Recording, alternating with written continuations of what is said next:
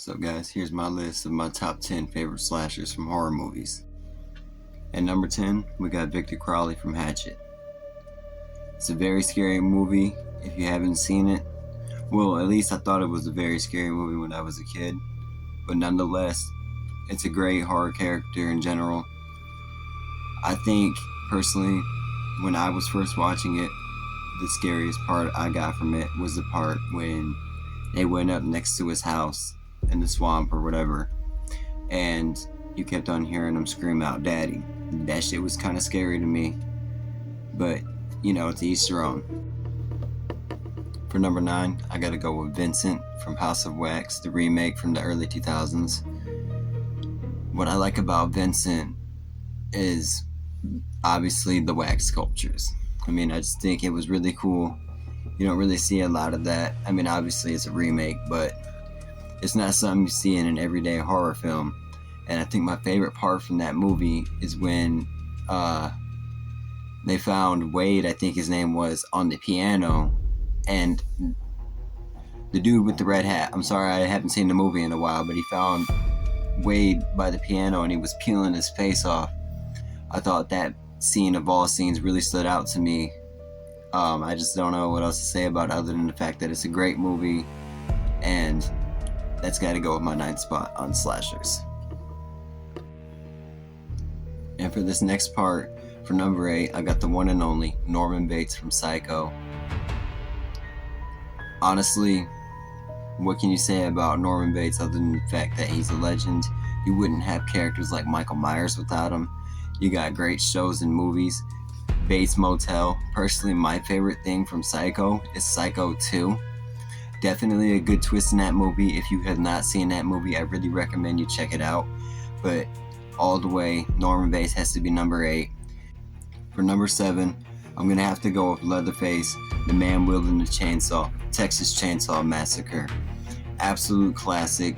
Now, if you haven't seen it and you're looking to get into horror in general, you're new to it, that's definitely one of the horror movies you need to watch. Alongside everything else I'm going to name on this list, I feel like these are all essential movies that you should check out. My favorite Texas Chainsaw Massacre would probably have to be either the original, the remake, or the second one of the original series. I believe that's, if I'm correct, I believe that's the one that has the chainsaw fight, but I don't want to spoil too much if there's anybody out there who hasn't seen them. But yeah, Leatherface, definitely the spot. And at the number 6 spot, we got the one and only Jason Voorhees from Camp Crystal Lake, Friday the 13th. My 6th favorite slasher of all time. Definitely a step up within slashers. He stepped the game up, changed everything. If you don't know, look into it. He's the one who helped make slashers be able to become more gory. He's definitely that guy. I think, personally, my favorite Friday the 13th would have to be the first one, where there is a plot twist at the end. For those who have not seen it, I will not reveal that twist, but it's definitely a classic, one that needs to be watched if you're getting into horror. And at the number 5 spot, we got Billy Loomis from Scream 1, aka Ghostface. I do think he's the best Ghostface from the entire series, the one who has the best motive. But if you didn't know, from what I understand, when that movie came out, it made everybody wanted to start getting caller ID because it was that scary. Definitely got some of the best kills in slasher history. I would go check that out if you haven't seen it. Any of the Scream movies are good, except for 4 in my opinion. I even like the new ones. But yeah, if you haven't seen it, go and check it out. But definitely number 5, I got Billy Loomis. And at the number 4 spot, we got a man who's got a burnt face. And honestly, he's probably been a dream or two of yours. His name is Freddy Krueger from A Nightmare on Elm Street. Definitely my 4th favorite slasher of all time. I think, honestly, my favorite movies, I said movies because I got 2 favorite from that series, are the first Nightmare on Elm Street due to the fact that it's the most scariest, and I probably got to go with the 3rd one because not only is it cool to see all the kids up in the hospital with superpowers like Kincaid with the super strength, but it felt like a direct sequel to Nancy's story.